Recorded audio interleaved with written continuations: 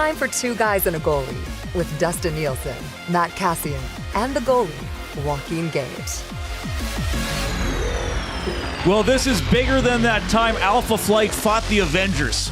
And if you get the Alpha Flight reference, we can be friends. I am Reid Wilkins in for Dustin Nielson today. Two Guys and a Goalie, Joaquin Gage in studio, Matt Kassian on the video link. Oh my goodness, this is the biggest game you will ever watch in your life.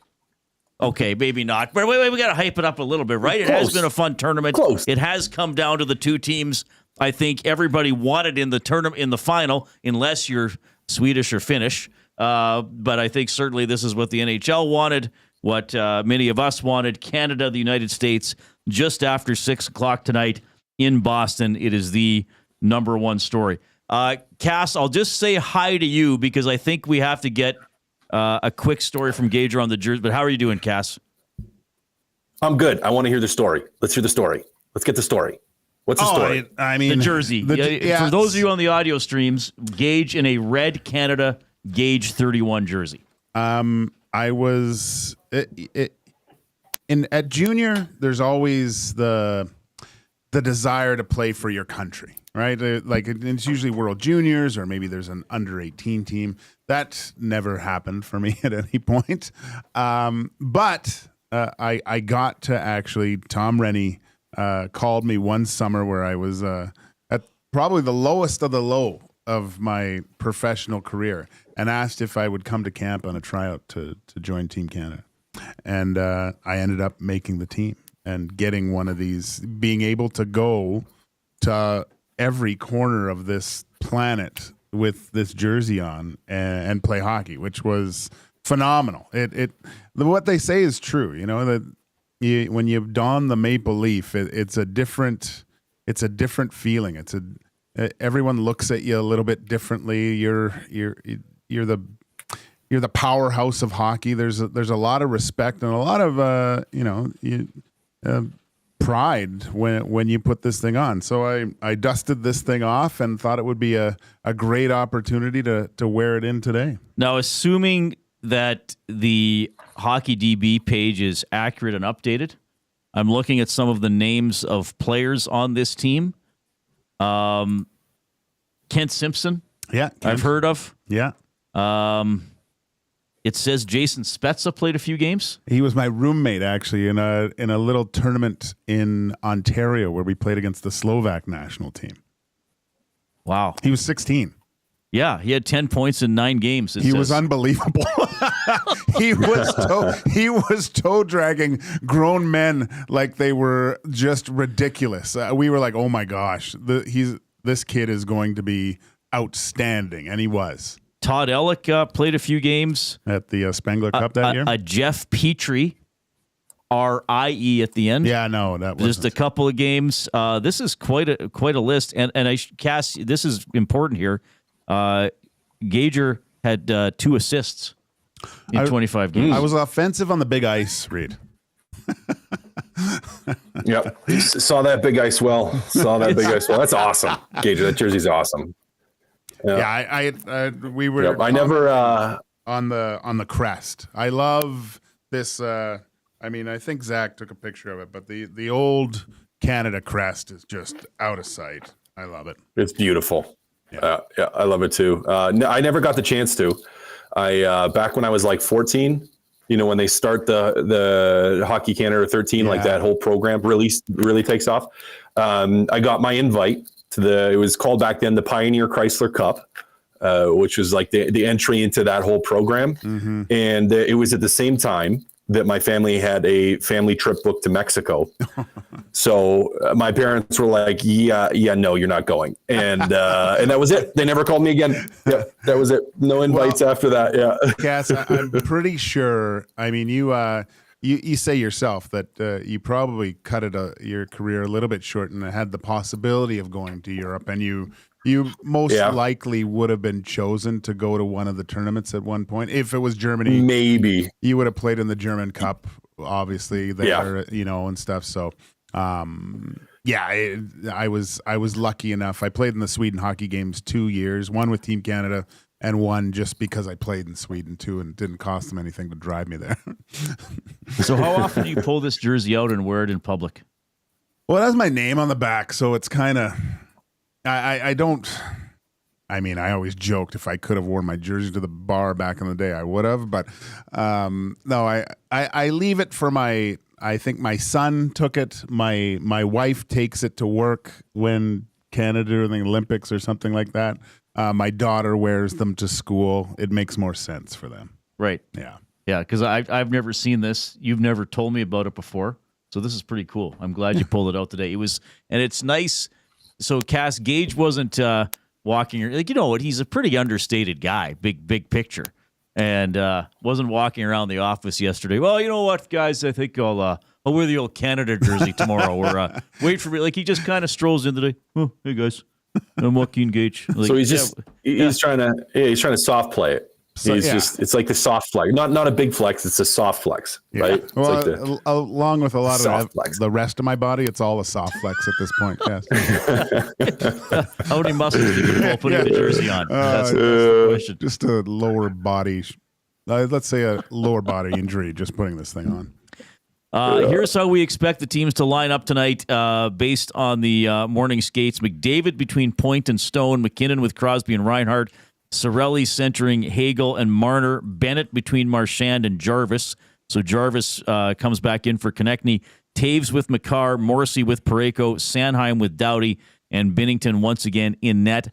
The States, now a few guys didn't practice or didn't take the morning skate for the States. Kreider did not take the morning skate. Matthews didn't. Eichel didn't. And Matthew Tkachuk didn't. So their projected lineup is Eichel between the two Tkachuks, Matthews between Gensel and Jack Hughes, Larkin with Miller and Boldy. I like that Boldy a lot. He's great. Trocheck, Nelson, and Kreider, the projected fourth line. Hanifin with Fox, Slavin with Faber, Werenski with Sanderson, and, of course, Hellebuck in net. McAvoy, as we know, is out, and, of course, Theodore's been out almost the entire tournament for Canada. I always give line combinations, and of course they can change at any moment. But anything stand out for you guys? If you want to dive into it, maybe you just want to say, Reid, those are the lines, we'll see. But anything stand out?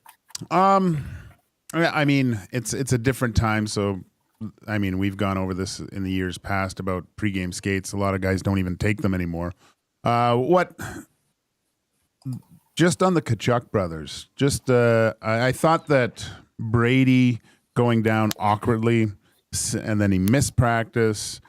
Seems like today he took the pregame skate, so that's good for the United States. But Matthew Tkachuk's injury is a little bit more interesting to me, where you could visibly see him in some discomfort, like shifting his weight from one side of the body to the other, and then gingerly going off saying, "I can't go." So that seems like one of those, what do they call it? Those soft tissue injuries. And I wonder how that could probably be aggravated with, his style of play. Certainly he's not a perimeter player at all. So there's probably a little bit of a circle on the board saying to finish your checks every time you can against Matthew Tkachuk. But I think the United States is banged up. I think Austin Matthews has been, he's been doing his invisibility routine this whole tournament, but I think it's because of this upper body injury that he's been dealing with for the best part of the year here, and it seems to have re-aggravated himself again at this tournament. So something that the Canadians can definitely exploit and maybe take advantage of. Just run them. Right? Just run them. Well, I mean, you have to be thinking about that as Team Canada. And comment, the lines are the lines. We don't know if that is going to be what exactly it looks like until we're actually ready for the puck to drop and they submit them. Because of the U.S., as you guys said, they're banged up right now. They're little got some little owies that they're having to deal with. And for Team Canada, you have to be looking at that and saying, hey, we can enter into this. Not that because they're not like a physically dominant team, but we can physically apply some pressure to them and maybe just make sure we're finishing our hits, try to be difficult on them, and more than just finishing hits, like just be difficult to play against, like play the game in the trenches, play it hard in the trenches, make it challenging physically in front of the net and in front of US's net. And maybe you get a little bit of advantage because of that, because they do, as I said, got some guys with owies, but no pregame skate. I mean, it's not, guys take those off all the time. So we really do have to wait to see what that U.S. lineup actually looks like. But you do have some important players like a Matthew Tkachuk, where it's like, well, even if they play, what level are they going to be at? And for Team Canada, maybe something to exploit. Two Guys and a Goalie, of course, presented by GS Construction, setting the industry standard for 50 years with quality, efficiency, and safety driving their success. GS Construction has a foundation built on teamwork, and now they want you to become part of the team. Visit gsconstruction.ca, click Ready to Work, or visit their page at Indeed.ca. With the Next Person Up program at GS Construction, it's not just a job, it's a career. If you're joining us on YouTube today, give us a thumbs up, and you can participate with us and with each other in the Nasty Chat. Of course, you can text 780-218-9999. You can email Reid at EdmontonSportsTalk.com. Somebody already sent me a limerick, but I'll save it for the show with me and Jay this afternoon when we're back on at 3 o'clock. So people are definitely ready for this game. All right, let me throw this out there first, and perhaps this will be the silly eye-rolling question of the show. But we saw what happened Saturday night in a round-robin game. But is there any chance Canada says, okay, screw you. We'll challenge one of you guys to a fight in your building off the opening face-off and see how you handle it, even though it's the championship game? Is there any chance that happens? I think there is. Okay. I really do. I think that just by on social media, watching sports stations, people who could care less about the sport of hockey down south, all of a sudden they've something goes, what? Did you see this? Did you see what happened here? And it seemed to have had this birth down there of people going, you know what? I'm going to give this hockey thing a try because this is right up my alley. Did you see these two teams, U.S. and Canada, beat each other up the other night? And it's not only the fighting, but the hitting, like the physical play. They couldn't believe something like that. So yeah, I just think that the amount of press that's around this and talking about it, and probably a lot of reporters that don't really report on hockey, and so these are the types of questions they ask. I think they're just adding a little gas on the fire here, and all you need is a spark, and the sparks will fly tonight. I can almost guarantee that someone will drop the gloves tonight and have a dance partner. Ooh, potentially. Trump isn't going to the game, he announced. So that takes, if he was at the game, I'm like, yeah, without question. I'm like, without question. And someone's getting one with him at the game. Without him there, the possibility is there, but I lean away from that. I think most of the coaches are going to probably go with the mindset of, hey, let's just focus on winning. Let's not worry about that. But the potential is still there. You still could see it. And part of it depends on the health, too. I mean, if you're looking at like the Tkachuk brothers in particular, I mean, they're banged up body-wise. They might not be thinking, well, hey, this is a great idea for me to get into one. Now, whether Canada initiates or not, we'll have to see. So there's potential there. I lean more towards, I think, you see a lot of physicality, but I don't necessarily think it's going to, without a spark, without something happening, if something happens, goalie gets bumped, a little bit of a dirty hit on somebody, I think you end up with a scrap. If you don't have like that spark, I think the intensity will be there right off the start. But I think it would be more akin to, Stanley Cup playoff game where they're not just going to jump right to fighting. I want to ask you guys something. Jay and I discussed it a bit yesterday. We brought it up with Lou Gazdic, and the seed for this was planted by Wyshynski yesterday morning on the Nielsen show. And he said, and he's an American. He said that the Americans, led by the Tkachuks, thrive more in the environment Saturday night, where they're the villains with 20,000 people who hate them. That they find more motivation in that or energy than playing on home soil. Now I know this is the final, and I'm sure they'd love to win it, but I thought that was interesting, because I think with the Tkachuks, they're looking for the black hat to stroll into the saloon in another town and stir up some trouble. Is it different if they're the ones who own the saloon? Well, that's good. I like that, Reid. I think Matthew is more of the evil guy. Brady,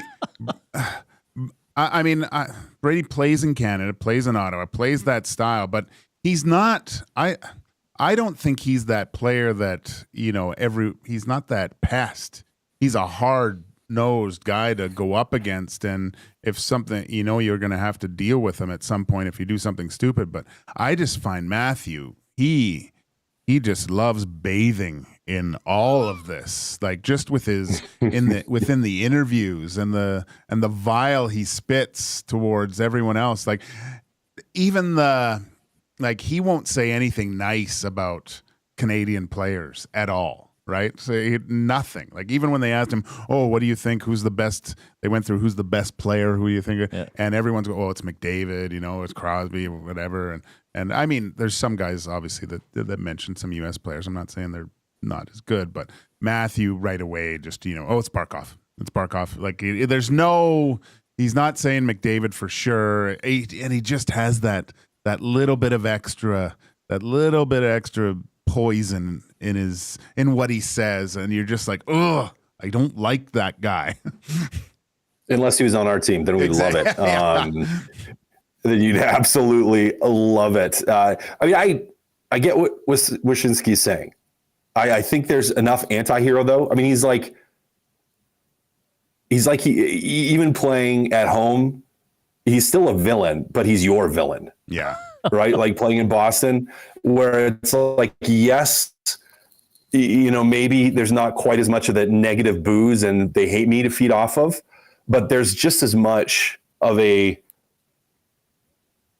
there could be, I think someone told me, I don't know if this is accurate, they're anticipating like 20 million people watching in Canada, which is like half of all Canadians or something. Right, yeah. And it's like, he's going to know that even if they're not in the building, villain mode's going to be on, right, for as much as it can be. Like it just doesn't turn off for him, which again, like I love that. I love that players can do that. I love when players are able to. I hate when they're not on my team. It's annoying, but it makes it so much more interesting and better in a lot of ways. So yeah, I get where it's like, okay, maybe there's a little bit less of the, we're the bad guys here because they're on their home soil, but they still know they're the bad guys, and they play that, and they play to that, and it's a beautiful thing for sports, in my opinion.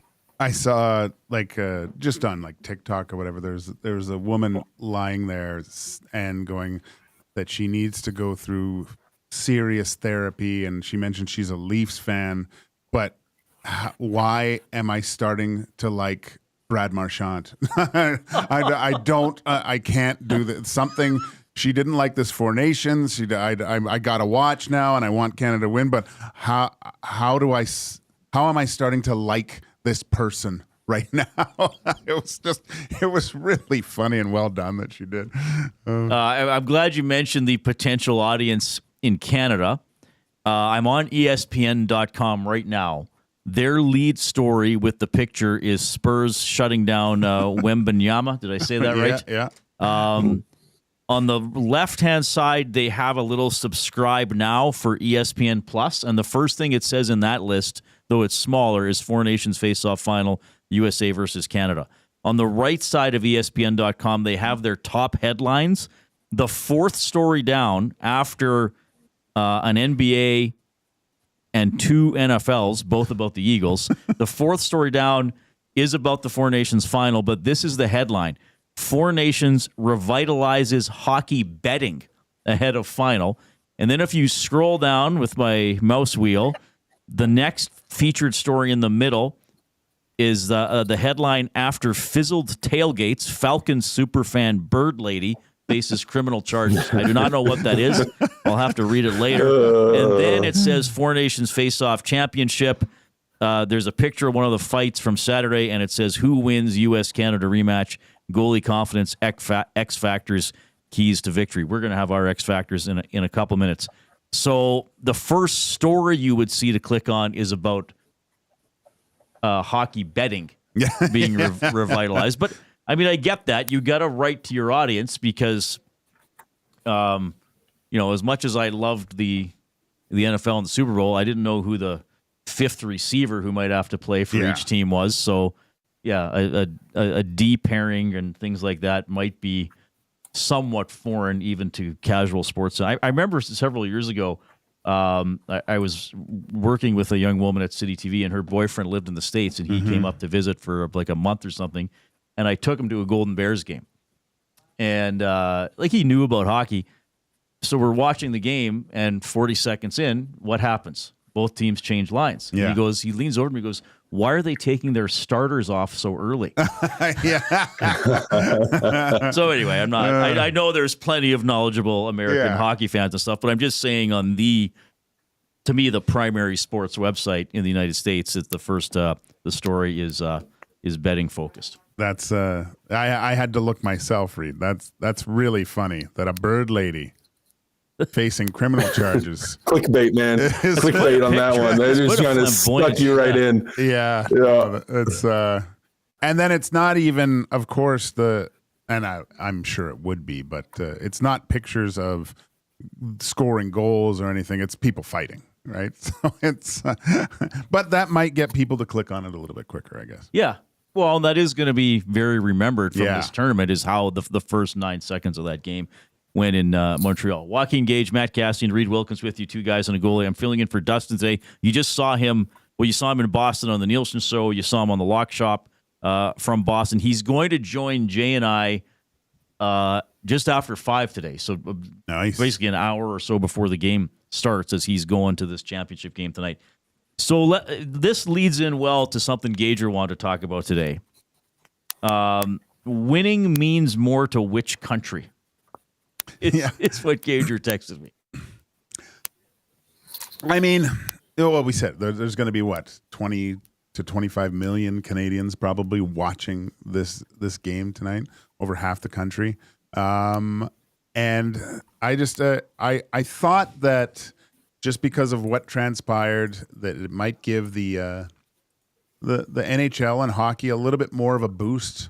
Obviously, geographically in the U.S., if you could break down and see who's going to be watching this game, I would look to be, probably more predominantly in the northeastern part of the U.S.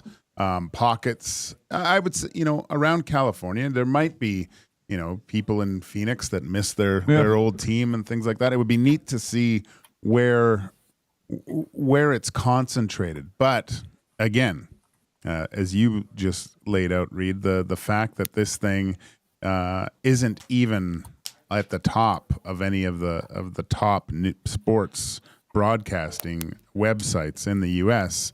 Just shows that hockey's kind of a niche following. I think it always will be in the U.S. So to answer my own question, yes, it means way more to Canadians, but to the small group, and I look to the guys that are playing for the U.S. It does mean a lot to them too. I'm not saying it doesn't mean a lot, because in a lot of cases, these American players,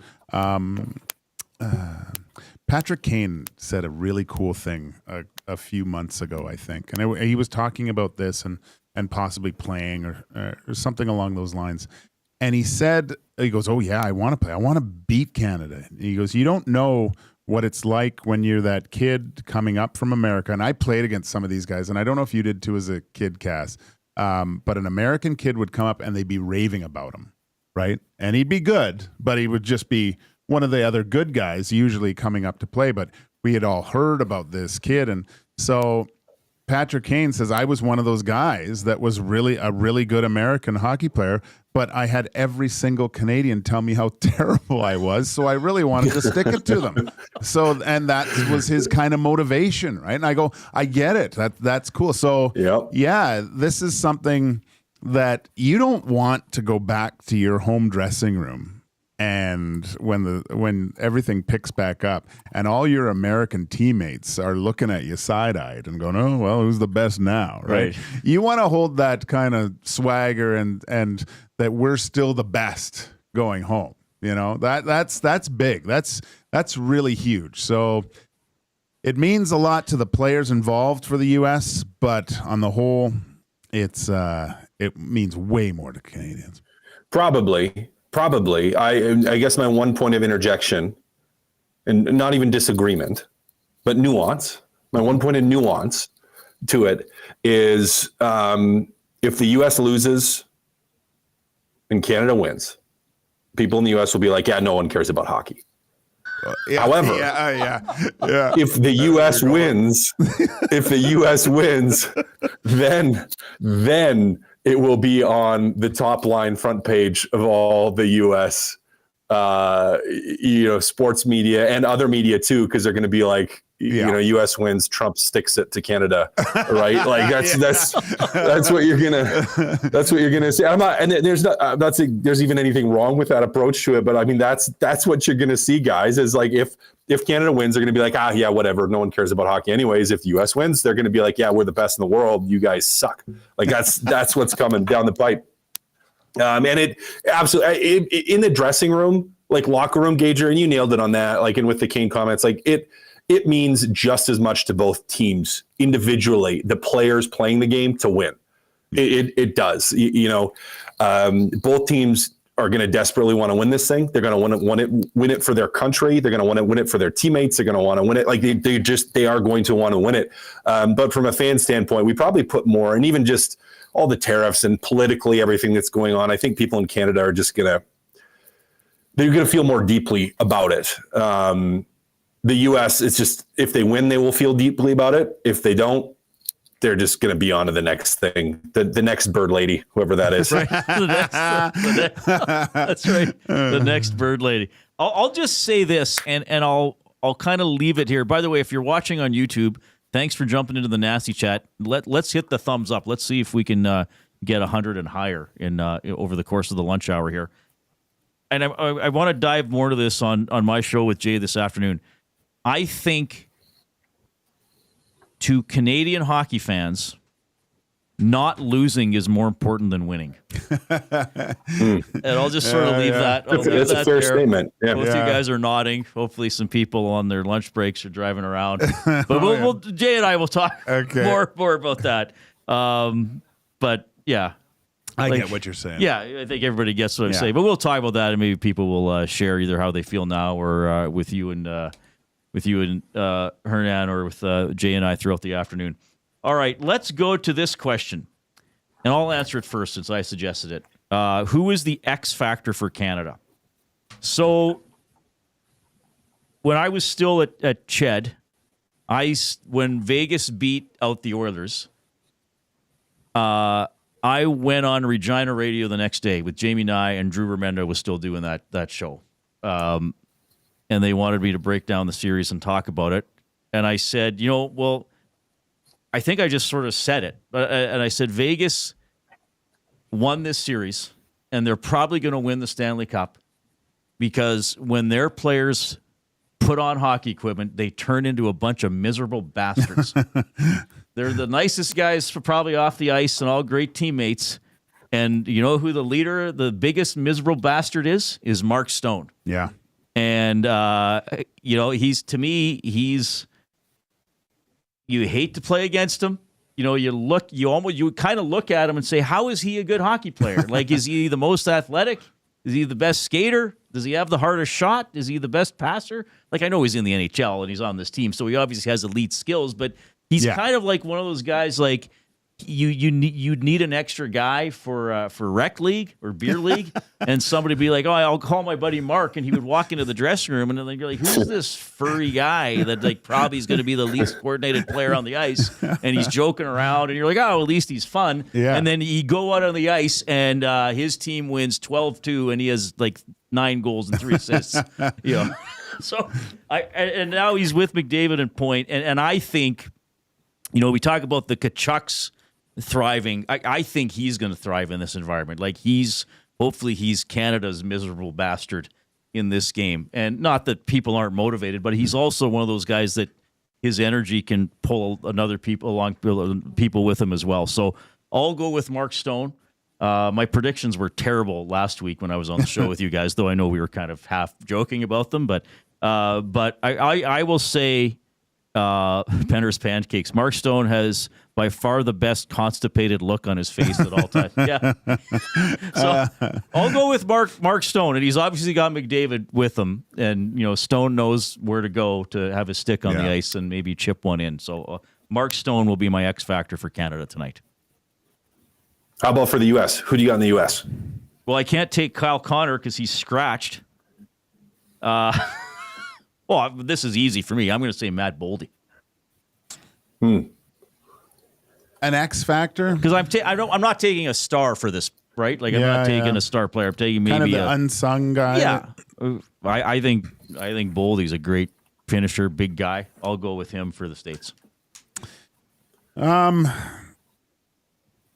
it's tough because I want to see everyone do well, obviously, right? But who is going to really step forward and have one of those types of games where you're going, wow, that was, maybe you forget about the past few games that they played. So I think I'm going to go on the Canada side with M&M, Mitch Marner.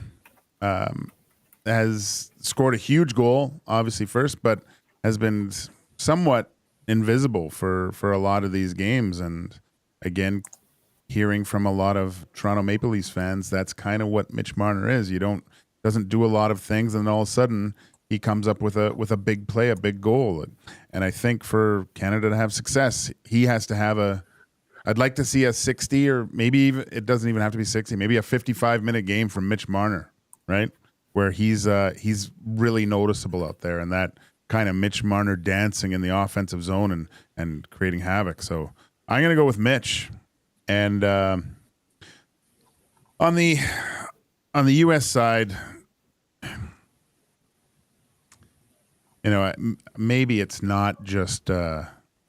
He's been great, I think, and we've all watched this guy play. Although we don't watch a lot of these games, but he has really come into his own. I think that Zach Werenski is a phenomenal hockey player and kind of the focal point of this U.S. team, and just seeing his play over these few games, I'd look to him to be a big factor tonight too.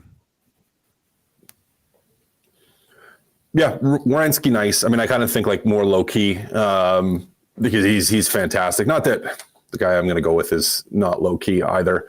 On the U.S. side, X factor is going to be Slavin. Because I think he's a guy, if he has an absolute night, it's like he's really, really good. Really, really good. And without McAvoy in the lineup, I just kind of think that a lot of responsibility for slowing down Crosby or McKinnon, or McDavid rather, and McKinnon is going to fall to him. So I think he's my X factor on the U.S. side.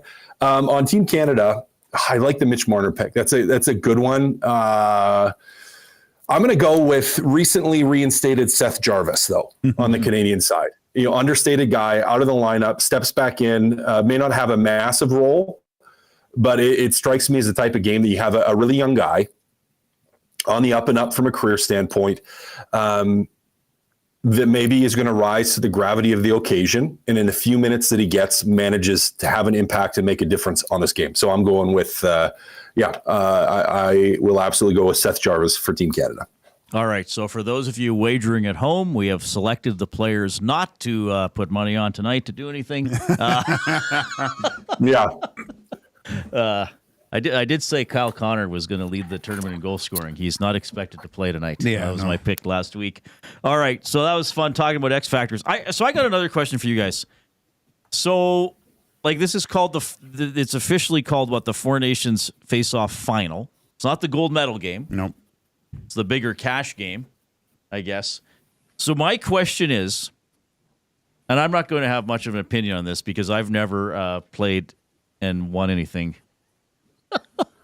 To what extent will the winning team celebrate?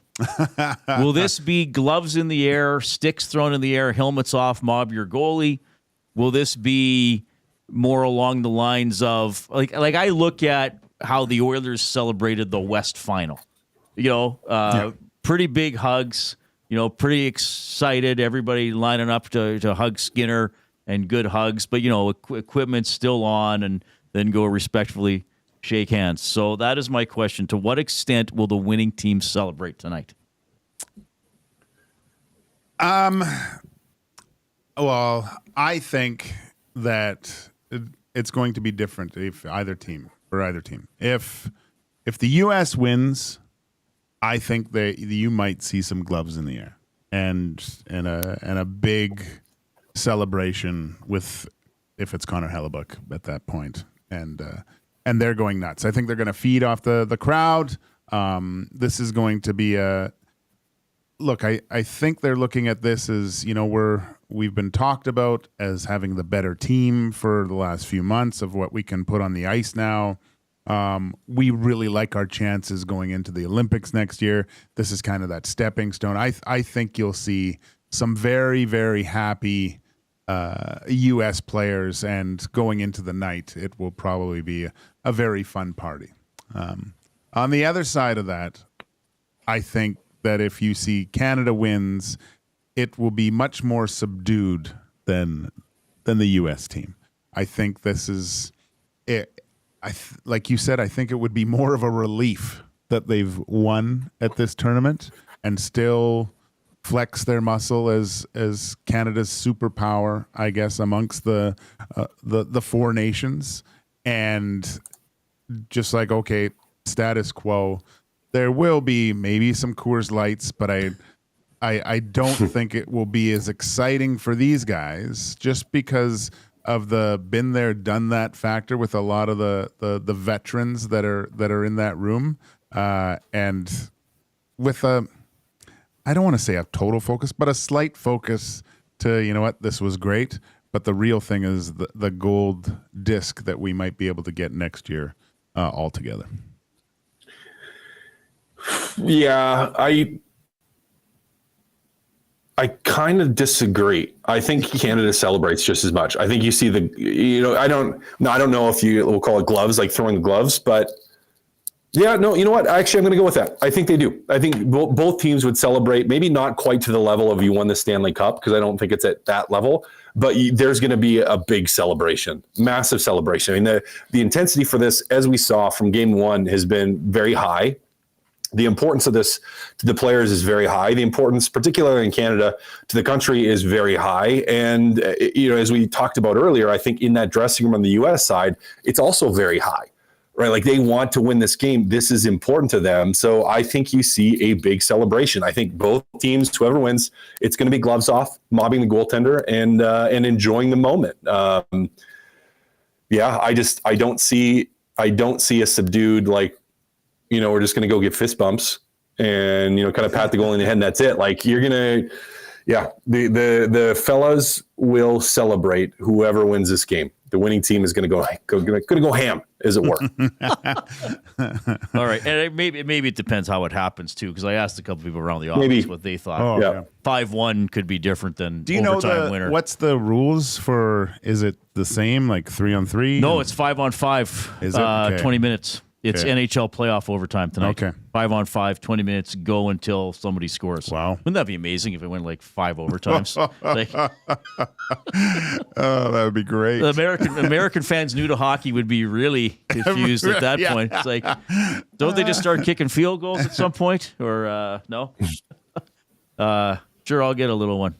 Hernan's taking a coffee order. Yeah, 1-on-1. Yeah. Vernon's such a nice guy. I know. Everybody's great here. We're always buying each other stuff. Jay's bringing in bacon. Cash should come by the office more often. You should, Cass. You get I should. Yeah. Didn't Peasant Pizza just showing up sometimes? We got those we got the heart-shaped pizzas last week. I know. I wasn't here for that one, but yeah. Did you miss? You missed that one. But we had the chicken the other day. Yeah, that was good. We're very lucky here. Very lucky. Well, then you get the baked goods. I know you can't partake in a lot of them because it's I brought some nice stuff. Yeah, too. Yeah, it's pretty good. All right, so that's that question. Now we also Gager suggested this one, and I still got a hired or fired for you guys as well. A couple. How much different will next year's Olympic team look for these two teams? That is a really good question. I already saw. Can't remember somebody put in the nasty chat saying, "Oh, Marner's played his way off the Olympic team." I would say pump the brakes on that because if it's the Olympics next year and Mitch Marner has like 30 goals by Christmas, he'll be on the team. I guess the names I would throw in there. I guess I would look at the younger guys, like, okay, Bedard, because there was even some thinking, just put him on this year's team, even if he's the healthy scratch to be around the guys. I guess I would have to throw Celebrini's name in there just because, right? And then I look at some of the players who were, whether you want to call them bubble guys or omissions that were argued about. I guess Scheifele. I still throw... And I Googled a couple articles here, people projecting next year's Olympic team, and I still don't see this guy's name on the roster. And I'm confused, and maybe I'm overestimating this guy. I still look at Aaron Ekblad, and I'm like, is this not the all-around type of player that Canada? And I know there are other good players, but I guess you could say, will Marner be back? Would Bennett be back on the team next year? Players like that. Hagel and Cirelli are pretty good players. I know I've heard a lot of. They're I don't know. They're pretty good. Yeah. I don't think Hagel's, Cirelli, Bennett, and probably Marchand are not on the Olympic team. That would be where I lean. So like Scheifele probably now instead. You look at like a Scheifele. Mm-hmm. I don't think the young guys like Celebrini and Bedard. If they did some kind of a camp, maybe they go to the camp, but I don't think they're on the team.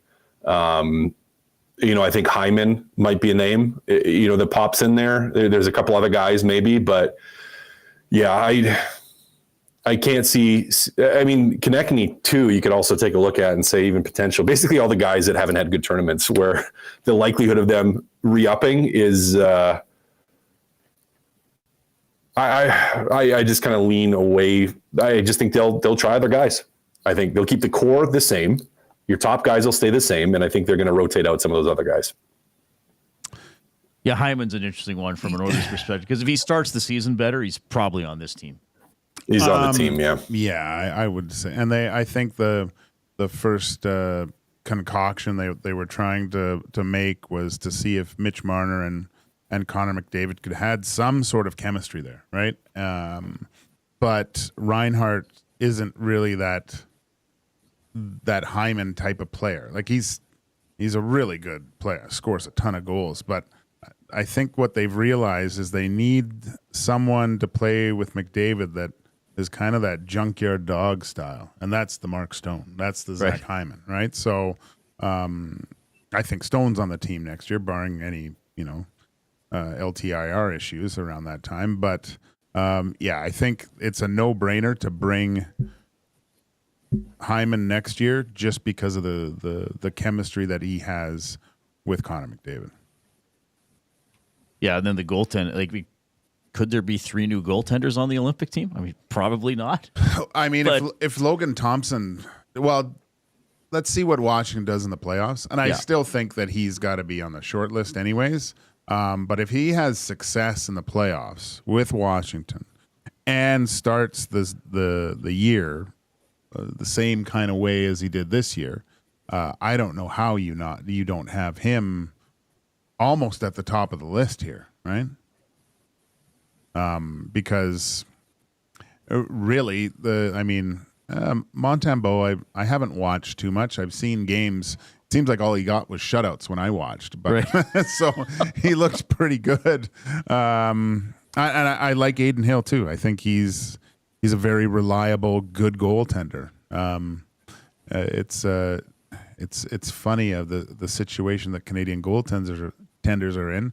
I think that they're in this scenario, it's fine with what they have, but I think for the Olympics, I think you're going to want someone that has their confidence at a very high level at that point and can sustain it through a few more games, unlike this Four Nations phase. Well, I'm just for fun Googling stuff, and then you almost forget like Byfield. Yeah. Okay, his stats are modest this year, but what if he's really taking off next year? I mean, that's another, there's so many players who could, I guess I'll use the word easily, play their way into the mix, right? Once you get beyond the obvious, maybe 6 or 7 forwards. I mean, somebody wrote Suzuki, who knows, depending on how you start the season and the role they might want them to fill once we get to the Olympics. But I don't know how much. I don't know how much is going to be based on this tournament. I don't know if the Canadians, maybe I'm wrong, Cass, but I don't know how much the Canadian brass would sit there and think, can't play international hockey. Didn't do it in the Four Nations. I don't know. I don't think it's can't play international hockey. It's maybe not a fit on this team and on this roster with how it's constructed, right? So I don't think it's can't play international hockey. It's we had this guy, and is he going to fit in this group with our top players that we know are going to be there? And if they haven't found a way to do that, then maybe you're looking somewhere else. That's where I just kind of go, I think your bubble guys or on the edge guys are guys that are going to be on the edge again, and I don't think we see all of them. It's not going to be the same. There's going to be a lot of similarities in the lineup, but they're going to want to have a look at different people, and it's going to be not just what have you done in the past for bubble guys, it's going to be what have you done for me lately. So part of it is going to depend too on how players are playing during the season, what's happening, how their teams are doing, and a little bit more of a recency effect or recency bias towards the selection. That's just how I would assume it's going to do, unless it's Cooper just picking his friends because they're his players. Yeah, really fun getting way too far ahead of ourselves. Yeah. But that's the point with these. Yeah. And I just got a text from this. My mom always has a question. Is Emberson the only American on the Oilers? I believe he is. Off the top of my head. I didn't know that. It's okay. Tell your mom it's okay. I didn't know that till probably a month and a half ago that he's from Minnesota, I think. So I was like, oh, Minnesota. Geez. That's basically Canadian. Yeah, basically Canadian. Okay, we're into the last 7 minutes of the show here. It's fun talking about this game. It will be awesome to take it in tonight. We are going to hire it or fire it. Presented by GS Construction. GS Construction is hiring now. Become a part of their team today by visiting gsconstruction.ca or their page on indeed.ca. For the past 50 years, the foundation of GS Construction has been built on efficiency, quality, and safety. Take your career to the next level. Join the team at GS Construction. So I made mine a little more NHL focused because the season will... Eventually, well, the Oilers are going to be playing in 48 hours, correct? Yeah, it'll be they'll be through 2 periods in Philadelphia. Now, this one I think is a bit of a softball, but I thought, well, I'll put it on there just in case one of the guys goes a different way or has an interesting comment on it. Hire it or fire it. Connor McDavid plays for the Oilers on Saturday. I'm going to fire it. I think he rests. Really? Okay. Yeah.